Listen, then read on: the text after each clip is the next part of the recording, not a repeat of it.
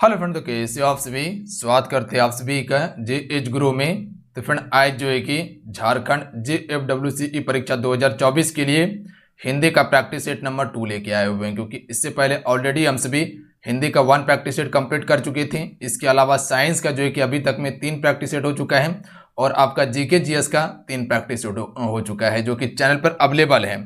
अगर जो भी नहीं देखे जरूर देख लीजिएगा, हम प्लेलिस्ट भी बना दिए हैं, वहां से जाके आप सभी एक एक करके कवर कर सकते हैं और होगा तो प्लेलिस्ट का लिंक हम डिस्क्रिप्शन में प्रोवाइड कर देंगे। तो चलिए शुरू करते हैं आज की सेशन को। हम सभी आज की सेशन को लाइक करके आप सभी शेयर अपने दोस्तों में जरूर कर दीजिएगा। देखिए, आप सबको बताना चाहते हैं कि झारखंड JFWCE परीक्षा 2024 के लिए एप्लीकेशन पे प्रॉपर हम क्लास शुरू कर दिए हैं। इसमें आपको मिलेगा क्या क्या ये समझ लीजिए। पहले इसमें आपको टॉपिक वाइज क्लासेस दिया जाएगा, जो कि यहाँ पर बिल्कुल थ्योरी क्लास आपका चलता है, ध्यान दीजिएगा। प्लस में आपको MCQ दिया जाएगा ताकि आप प्रैक्टिस कर सकें। इसके अलावा ई बुक आपको मिलने वाला है सब्जेक्ट वाइज। प्लस में इंपॉर्टेंट नोट्स आपको इसमें मिल जाएगा, इंपॉर्टेंट PDF आपको दिया जाएगा। प्लस में टेस्ट सीरीज भी आपको अवेलेबल करवाया जाएगा ताकि अपनी तैयारी को आपसे जांच सके कि कैसा आपका तैयारी हुआ है लास्ट समय में। ये पेपर 3 के लिए है, ध्यान दीजिएगा आप सभी। और इसके अलावा पेपर 1 में जो आपका हिंदी वाला सेक्शन है वो हम इसी में आपको कंप्लीट करवा देंगे। तो पेपर 1 के लिए भी आप टेंशन फ्री रहिएगा, हिंदी वाला सेक्शन हम कंप्लीट करवा देंगे आप सभी को। तो ये ऑल सब्जेक्ट का आपका पेपर 3 का तैयारी करवाया जाएगा। तो जिसे ज्वाइन करना है जाके ज्वाइन कर सकते हैं। एप्लीकेशन का लिंक डिस्क्रिप्शन में दिया हुआ है, प्लस में कमेंट बॉक्स में पिन कर दिए हैं। अन्यथा डायरेक्ट प्ले स्टोर पे जाके आप सभी JH गुरु के नाम से एप्लीकेशन को डाउनलोड करके उसके बाद कोर्स को ज्वाइन कर सकते हैं। तो अगर परीक्षा में 100% सफलता चाहिए तो फटाफट आप सभी ज्वाइन कर लीजिएगा। तो चलिए शुरू करते हैं आज की सेशन को हम सभी। आज का फर्स्ट क्वेश्चन है, पहला क्वेश्चन ये है कि धरती माता की पूजा करनी चाहिए, पर्यायवाची शब्द का चयन कीजिए। तो धरती का जो पर्यायवाची होगा वो क्या होगा। यहां पर जो रेखांकित शब्द देख रहे हैं धरती, इसका पर्यायवाची क्या हो जाएगा। तो right answer option number C हो जाएगा वसुधा। ध्यान रखिएगा आप सभी, वसुधा जो है फ्रेंड ये धरती का पर्यायवाची है, याद रखेंगे आप सभी। अगर हमसे बात करें कि पृथ्वी का पर्यायवाची यानी कि धरती का पर्यायवाची क्या होता है, तो अंचला होता है, अवनी होता है, छति होता है, धरती होता है, भूमि होता है, मही होता है, मैदनी होता है, वसुधा होता है और वसुंधरा होता है। ध्यान रखिएगा आप सभी, याद रहेगा। क्वेश्चन पूछा जाएगा पर्यायवाची से, याद कर लीजिएगा आप सभी। अगर क्वेश्चन पूछा जाए कमल का पर्यायवाची, तो कमल का अरविंद होता है, उत्पल होता है, नलिन होता है, पुष्कर होता है, राजीव होता है, सरोज होता है, जलज होता है, पंकज होता है और नीरज होता है। ध्यान रखिएगा आप सभी। तो ये कमल का पर्यायवाची है। साथ साथ में आप सभी बोलते चलिएगा तो प्रश्न आपको याद होगा, ध्यान रखिएगा आप सभी। क्योंकि आप सभी को हम बार बार कहते हैं कि प्रश्न को याद कीजिए आप सभी, क्योंकि जब तक प्रश्न को याद नहीं कीजिएगा तो समझ लीजिए पेपर में बना नहीं पाइएगा, कन्फ्यूजन आपको कर देगा। तो प्रश्न आपकी जुबान पे होना चाहिए, ध्यान रखिएगा आप सभी। अगर प्रश्न याद करने का क्षमता आ गया है तो समझ लीजिए इस फील्ड का बादशाह आप ही है। फिर आकाश का पर्यायवाची क्या होता है, नभ होता है, गगन होता है, अंबर होता है, आसमान होता है। जितने भी इंपॉर्टेंट क्वेश्चन है जहां से पूछा जा सकता है उसी को मेंशन किया गया है। पानी का क्या होता है, जलज होता है, नीरज होता है, वारी होता है और सलील होता है। ध्यान रखिएगा आप सभी। वहीं पर धरती का बताए पृथ्वी, भू, भूमि, वसुंधरा। उसके बाद वायु का क्या होता है, पवन होता है, अनिल होता है, सिमर होता है और हवा होता है। जंगल का क्या होता है, तो विपिन होता है, कानन होता है, वन होता है, आर्नय होता है। ध्यान रखिएगा आप सभी, याद रहेगा। इतना सा पर्यायवाची जरूर याद कर लीजिएगा जहां से प्रश्न बन सकता है पेपर में, मोस्ट इंपॉर्टेंट है। अगला क्वेश्चन है क्वेश्चन नंबर 2 कि विकल्पों में दिए गए किस वाक्य में निम्न शब्द के सही पर्यायवाची का प्रयोग किया गया है। यानी कि मछली का पर्यायवाची का प्रयोग जो है किसमें किया गया है। 4 ऑप्शन दिया हुआ है आपके पास। तो मछली को हम मत्स्य भी कहते हैं, तो ऑप्शन में भी करेक्ट आंसर होगा। ध्यान रखिएगा आप सभी, मत्स्य जल में रहती है, ये बिल्कुल सही है मछली का पर्यायवाची के तौर पर। ध्यान रखिएगा आप सभी। तो ऑप्शन नंबर भी बिल्कुल करेक्ट आंसर हो जाएगा। अगर क्वेश्चन पूछा जाए कि मछली का पर्यायवाची होता क्या क्या है, तो मीन होता है, मत्स्य होता है, झक होता है, झस होता है, जल जीवन होता है, सफरी होता है और मकर भी होता है। ध्यान रखिएगा आप सभी, याद रहेगा। अगर क्वेश्चन आपसे से पूछ लिया जाए, नोट कर लीजिएगा, पक्षी का क्या होता है, तो खग होता है, चिड़िया होता है, गगनचर होता है, पखेरु होता है, नभचर होता है। उसके बाद अगला नोट कीजिएगा, पुष्प का पर्यायवाची क्या होता है, फूल, सुमन, कुसुम और प्रसून होता है। वहीं पर भौरा का पर्यायवाची की बात किया जाए तो भ्रमण हो जाएगा, भंवरा हो जाएगा, सारंग हो जाएगा और मधुप हो जाएगा। ध्यान रखिएगा आप सभी। आगे अगर क्वेश्चन पूछा जाए कि हिमालय का पर्यायवाची क्या होता है, तो ध्यान रखिएगा हिमालय का पर्यायवाची होता है हिमाचल होता है, गिरिराज होता है और पर्वतराज होता है। कमल का बताएं कि पंकज, नीरज, सरोज, जलज भी होता है। पहाड़ का पर्यायवाची क्या होता है, पर्वत होता है, गिरि होता है, अंचल होता है, नग होता है और भूधर होता है। याद रखिएगा आप सभी। अगला नोट कीजिएगा, नदी का पर्यायवाची सरिता, तटीना, सरी और सारंग होता है। वहीं पर तालाब का पर्यायवाची क्या होता है, सरोवर होता है, जलाशय होता है, सर होता है, पुष्कर होता है और पोखर होता है। मेरे साथ में आपसे रिपीट करते चलिएगा। तालाब का क्या बताएं, सरोवर, जलाशय, सर, पुष्कर और पोखर होता है। दिन का पर्यायवाची क्या होता है, दिवस होता है, दिवा होता है, वार होता है और परिमाण होता है। ध्यान रखिएगा आप सभी, याद रहेगा दिवस, दिवा, वार और परिमाण होता है। इतना आप सभी 1 से 2 बार रिपीट कीजिएगा तो चीजें आपको याद हो जाएगा। ध्यान रखिएगा आप सभी, तो याद जरूर कर लीजिएगा। अगला है हिंदी में लिंग जो है ये कितने प्रकार के होते हैं या लिंग के कितने भेद होते हैं हिंदी में। आप सबको पता होगा कि हिंदी में अगर बात किया जाए तो हिंदी में आपका 2 ही लिंग होता है, एक स्त्रीलिंग और एक पुल्लिंग होता है, तो 2 इसका करेक्ट आंसर हो जाएगा। बट अगर संस्कृत की बात किया जाए तो इसमें 3 लिंग होता है, एक स्त्रीलिंग, एक आपका पुल्लिंग होता है और एक उभयलिंग होता है। ध्यान रखिएगा आप सभी, क्लियर है। अगला क्वेश्चन देख लीजिएगा। क्वेश्चन है कि निम्नांकित में से कौन सा शब्द पुल्लिंग नहीं है, इनमें से कौन सा पुल्लिंग नहीं है। क्या लगता है, उच्चारण करके देखिए। हाथ क्या है, बहुत लंबी है, नहीं, हाथ बहुत लंबा है या हाथ बहुत बड़ा है, पुल्लिंग शब्द है। दही खट्टी होती है, नहीं, दही खट्टा होता है, दही हमेशा पुल्लिंग शब्द है। ध्यान रखिएगा आप सभी। नदी बह रही है, ध्यान रखिएगा, नदी बह रहा है नहीं, नदी बह रही है, तो ये आपका क्या है, स्त्रीलिंग शब्द है, पुल्लिंग शब्द नहीं होगा। ध्यान रखिएगा, तो इसका सी करेक्ट आंसर हो जाएगा, जबकि पानी आपका पुल्लिंग शब्द है। तो नदी क्या हो जाएगा, उच्चारण करके देखिएगा, नदी बह रही है। ध्यान रखिएगा आप सभी, तो यहां पर ये स्त्रीलिंग शब्द हो जाएगा, बाकी बात ये सभी आपका पुल्लिंग शब्द है। उच्चारण कीजिएगा तो आंसर आपको निश्चित मिल जाएगा। अगला है, निम्नलिखित में से कौन सा शब्द द्वंद्व समास का सही उदाहरण नहीं है। ज्यादातर बच्चे जो है कि यहां पर गलती करता है, पूरा प्रश्न को नहीं पढ़ता है कि क्या क्वेश्चन दिया गया है और डायरेक्ट आधा पढ़ के आंसर दे देता है और क्वेश्चन गलती हो जाता है। तो पूरा प्रश्न पढ़ा कीजिए कि क्वेश्चन क्या कहना चाह रहा है, कि कौन सा द्वंद्व समास नहीं है। तो द्वंद्व समास में आपको क्या बताएं, जहां पर विरोध हो या अपोजिट वर्ड देखने के लिए मिल जाए, जैसे कि छल कपट, ये आपका द्वंद्व समास है। सुख दुख द्वंद्व समास है। नाक कान द्वंद्व समास है, अन्यथा योजक चिन्ह आपको बीच में देखने के लिए मिलेगा। जितने भी विपार्थक शब्द देखते हैं, विलोम शब्द, वो द्वंद्व समास का ही उदाहरण है। भात दाल हो गया, लोटा डोरी हो गया, माता पिता हो गया, ये सभी क्या है, ये सभी द्वंद्व समास का उदाहरण है। जबकि आपका उपकल जो है ये आपका क्या है, अव्ययी भव समास है। ध्यान रखिएगा आप सभी, क्या है उपकल जी, अव्ययी भव समास है। अव्ययी भव समास में क्या होता है, प्रथम पद इसका प्रधान होता है, जबकि द्वितीय पद क्या होता है, गौण हो जाता है, यानी कि उसको कम महत्व दिया जाता है। अन्यथा इसमें अव्यय शब्द या उपसर्ग शब्द लगा रहता है आगे में। ध्यान रखिएगा आप सभी। तो ये जो उप आप देख रहे हैं ये क्या है, एक उपसर्ग शब्द है। ध्यान रखिएगा आप सभी, तो ये क्या हो जाएगा, अव्ययी भव समास हो जाएगा। बाकी बात जो है ये आपका द्वंद्व समास का उदाहरण है। तो क्वेश्चन कहा गया था कि इनमें से कौन सा जो है कि द्वंद्व समास नहीं है, तो ऑप्शन नंबर ए नहीं है। ध्यान रखिएगा आप सभी। अगला क्वेश्चन देख लीजिएगा, क्वेश्चन नंबर 6 है। चलिए इस क्वेश्चन का आंसर कीजिएगा आप सभी, कि निम्नलिखित प्रश्नों में से 4 विकल्प में से उस विकल्प का चयन करें जो दिए गए शब्द के लिए सही द्विगु समास के विग्रह का विकल्प होगा। इनमें से द्विगु समास के विग्रह की बात किया गया है। सप्त तंत्र में जो है ये द्विगु समास है, पर इसका समास विग्रह क्या होगा। द्विगु समास में क्या होता है, जितने भी संख्या वाला चीज है, जैसे कि दशानंद हो गया, पंचमुखी हो गया, तिराहा हो गया, जितने भी गिनती करने के लिए मिल जाए वहां पर द्विगु समास होता है।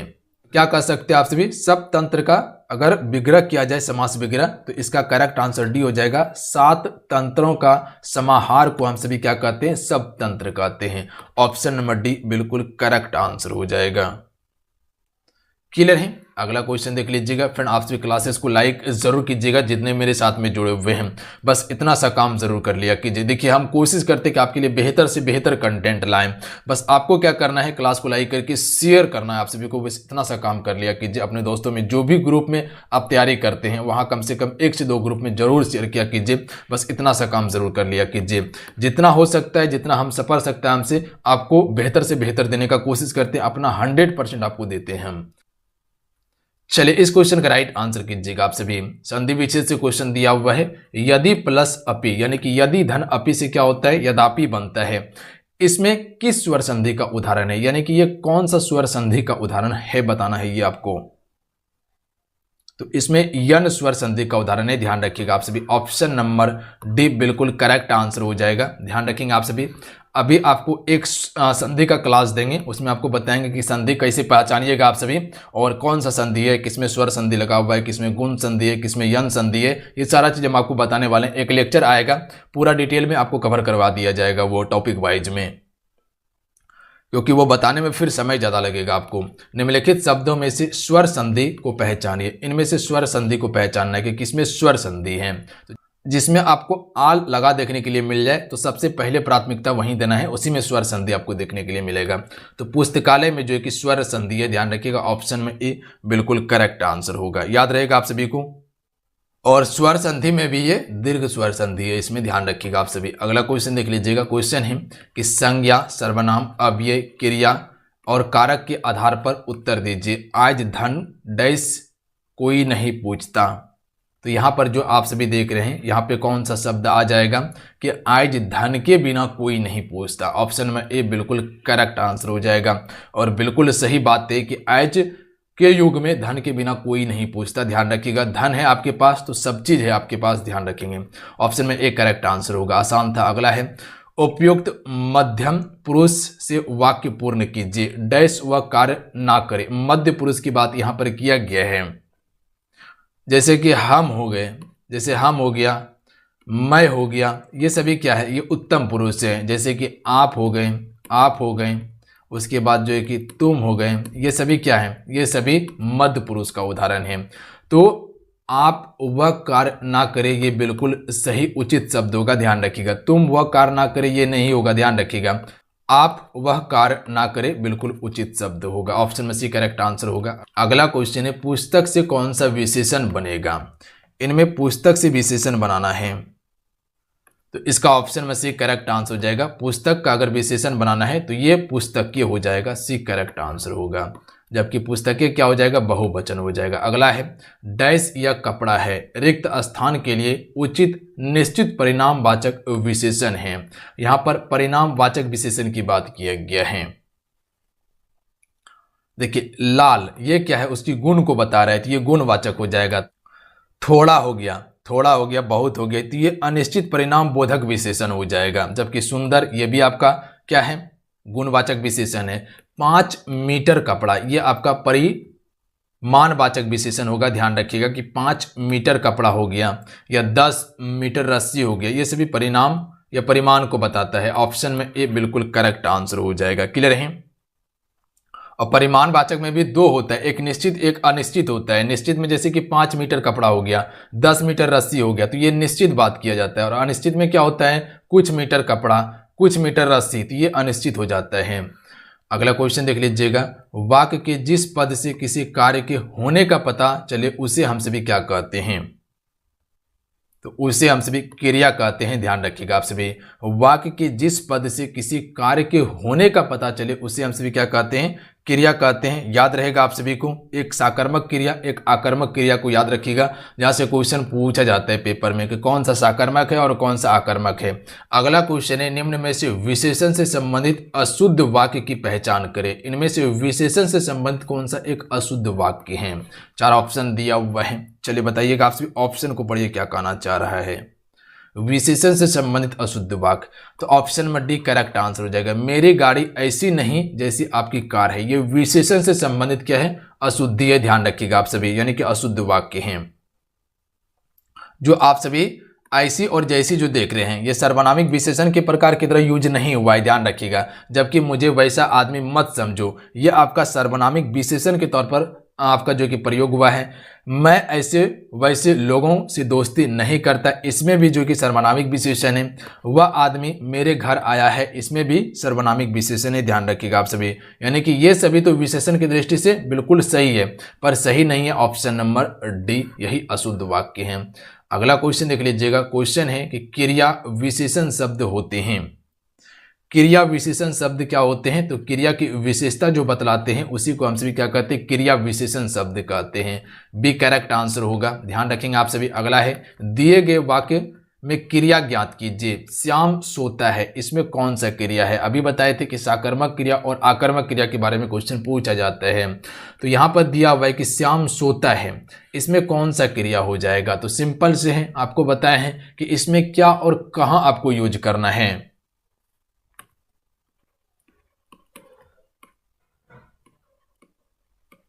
क्या और कहां आपको उच्चारण करना है। तो क्या बोले? श्याम सोता है, क्या सोता है? श्याम सोता है, क्या सोता है? पता है? नहीं जवाब मिला। अगर जवाब मिल जाए तो समझ लीजिए साकर्मक क्रिया होगा, अगर जवाब नहीं मिले तो समझ लीजिए आकर्मक क्रिया है। जैसे उच्चारण कीजिए, श्याम सोता है, क्या सोता है? पता नहीं है। या कह सकते कि श्याम खेलता है, क्या खेलता है? श्याम खेलता है, क्या खेलता है? तो ये आकर्मक क्रिया होगा, ध्यान रखिएगा आप सभी।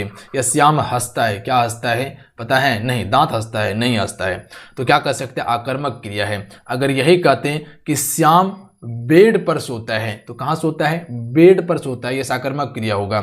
श्याम फुटबॉल खेलता है, क्या खेलता है? श्याम फुटबॉल खेलता है, यहां पर जवाब आपको मिल रहा है, यहां पर साकर्मक क्रिया होगा, ध्यान रखिएगा।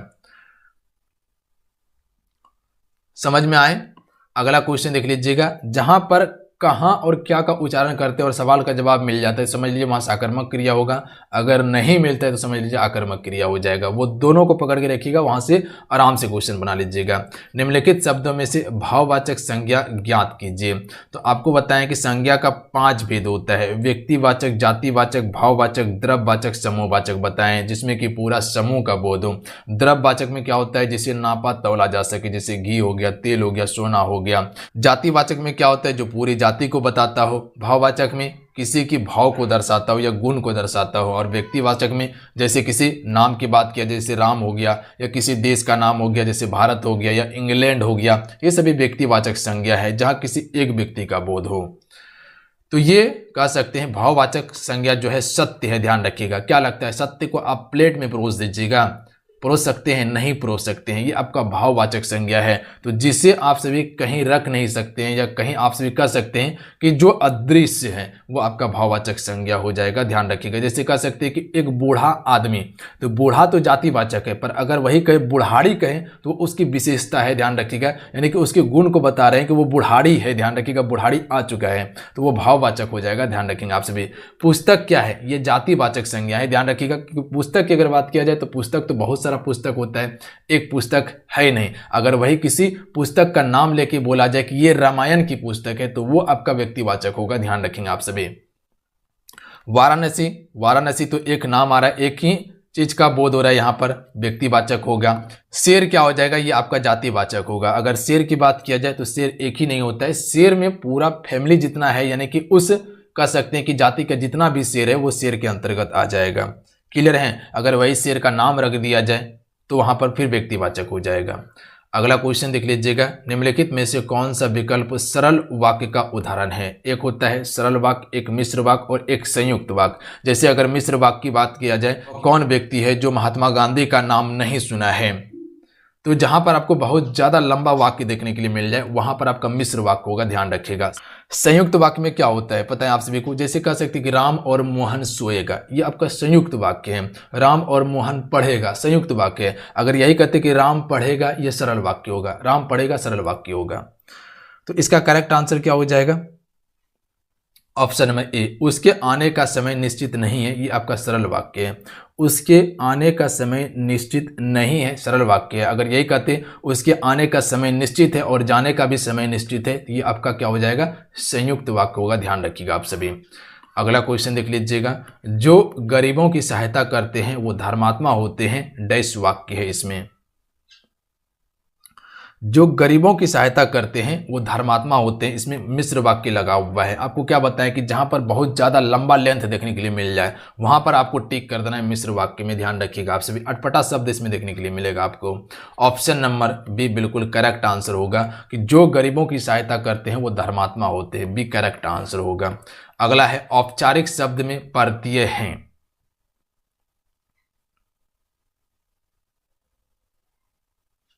हम छोटा छोटा चीज आपको बता रहे हैं जिससे कि आप पहचान कर सकते हैं। औपचारिक शब्द में प्रत्यय लगा हुआ है। तो प्रत्यय क्या बताएं आपको, ये किसी भी शब्द के पीछे में लगकर उसका स्वरूप को बदल देता है। उपसर्ग किसी भी शब्द के आगे में लगता है और प्रत्यय किसी भी शब्द के पीछे में लगता है। उच्चारण करके देखिए, औपचारिक इक लगा हुआ है, इक प्रत्यय लगा हुआ है, तो आप सभी कह सकते हैं ऑप्शन में सी करेक्ट आंसर होगा। अगला क्वेश्चन देख लीजिएगा, कौन सा शब्द प्रति उपसर्ग से नहीं बना हुआ है।